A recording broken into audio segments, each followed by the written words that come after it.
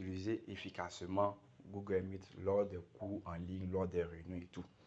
Dans cette vidéo, je vais faire pas à pas un tutoriel concernant l'utilisation de Google Meet, que ce soit pour les cours en ligne, que ce soit pour le club d'anglais, ou même quand vous appartenez à un groupe où il y a un lien Google Meet, vous devez vous connecter. D'abord, vous cliquez sur le lien. Voilà. Une fois que vous cliquez sur le lien, il y a les mails qui vont, voilà, vous utilisez votre mail. Moi, je prends mon mail. Vous cliquez sur le mail que vous voulez utiliser pour vous connecter. Maintenant, voilà comment ça s'affiche. Ici, c'est très important. Il ne faut pas apparaître dans la réunion comme ça, avec vous voyez mon écran, vous voyez, c'est pas trop intéressant. Donc, ce qu'il faut faire, vous devez éteindre la caméra. Ça, c'est un. Couper le micro pour ne pas déranger les gens lorsque vous arrivez. Et puis, vous cliquez sur Join. Voilà, allez rejoindre la réunion. Vous arrivez.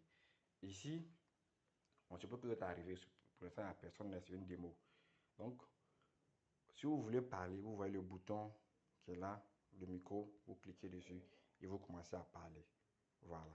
Maintenant, si vous voulez mettre des emojis, des cœurs, voilà, vous mettez ici des cœurs, des emojis. Là, par exemple, si on demande de réagir, ou si vous voulez applaudir, un truc comme ça. Voilà. Maintenant, si vous voulez demander la parole, vous voyez les trois boutons qui sont là. Vous cliquez dessus et vous voyez une main en haut ici. Vous cliquez sur la main. Avec main, voilà.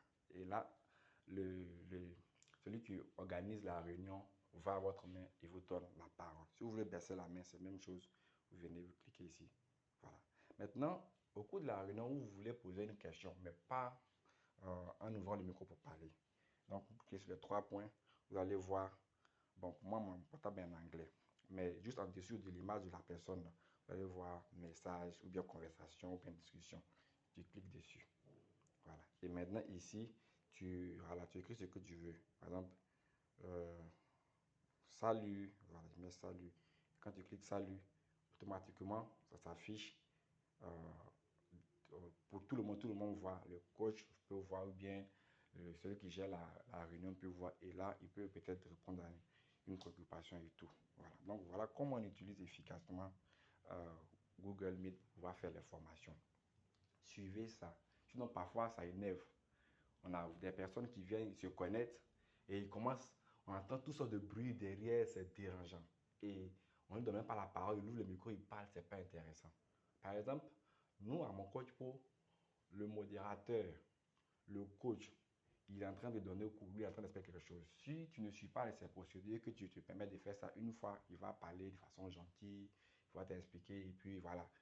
Deux fois, trois fois, tu sors de la réunion. Là, il fait sortir de la réunion. Parce que là, tu deviens un élément perturbateur. J'espère que là, on se comprend. Donc, veillons tous sur cette procédure pour que tout se passe bien et que nos réunions soient encore plus professionnelles, nos séances de coaching en ligne soient plus professionnelles. Et faisons tout aussi pour avoir de la connexion. Voilà, c'est vrai, ce n'est pas nous qui gérons les connexions Orange, MTN et tout, mais faisons tout pour avoir la connexion. Quand tu as la connexion, que peut-être si ça balance, ça, ce n'est pas de ta faute, mais au moins tu as la connexion. Merci beaucoup et agréable journée à vous. Surtout, ne manquez pas les cours en ligne, ne manquez pas de vous former tous les jours, ne manquez pas d'aller sur mon coach pour vous former continuellement.